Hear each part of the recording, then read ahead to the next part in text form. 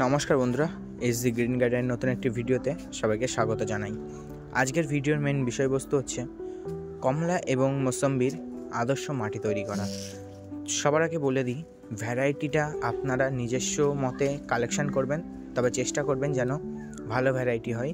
এখন এমন একটা সময় চলে গেছে যে ভ্যারাইটির গাদা, যেসব ভ্যারাইটির নাম হয়তো শোনেননি সেগুলোও বেরিয়ে গেছে, কিন্তু কালেকশন করার পরে ফল হওয়ার পর টেস্ট করে দেখা যাচ্ছে একই ভ্যারাইটি।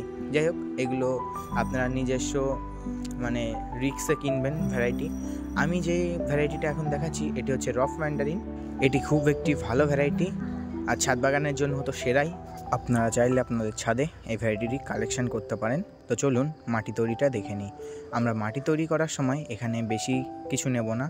আমরা যে 4টি উপাদান নেব সেটি হচ্ছে নর্মাল গার্ডেন সয়েল, নেব বালি বা সিন্ডার, আর নেব ভার্মি কম্পোস্ট।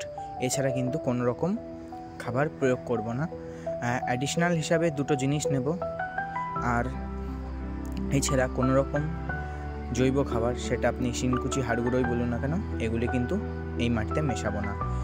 আর আরেকটা কথা বলি, আপনারা যখন এই মাটিটি নেবেন বড় দলাগুলো ভেঙে নেবেন, এবং মাঝারি সাইজের যে সমস্ত দলাগুলো থাকবে এই মাটিতে ওগুলি কিন্তু ভাঙবেন না।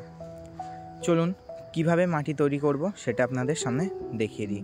আমরা এখানে নেব 60% মাটি বা নর্মাল গার্ডেন সয়েল, এবং নেব 20% সিন্ডার বা বালি, এবং নেব 20% ভার্মি কম্পোস্ট। এছাড়া আপনারা চাইলে অ্যাডিশনালভাবে কিন্তু এটি মিশাতে পারেন। এই যেটি মিশাচ্ছি আমি, এই উপাদানটি মিশালে সবথেকে ভালো হয় শিকড়ের।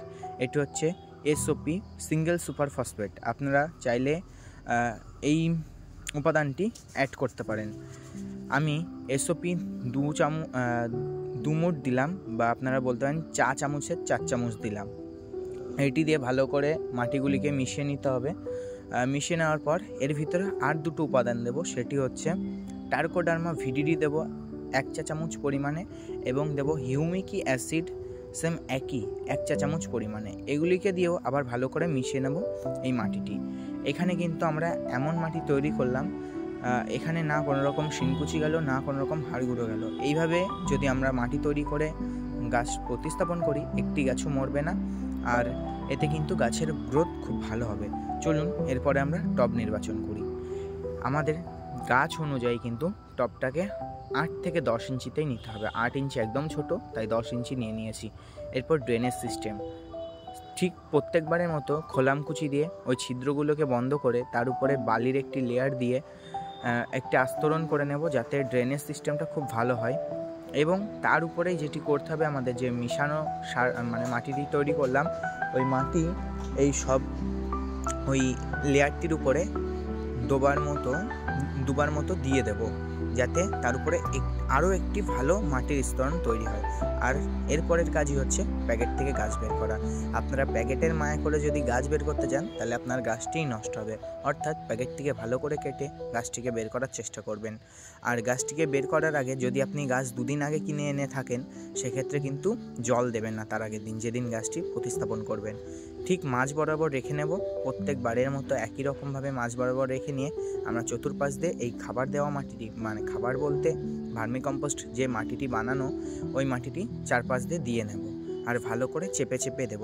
চেপে চেপে দেওয়ার পর এর পরবর্তী কাজ আর একটি রয়েছে, সেটি হচ্ছে জল দেওয়া।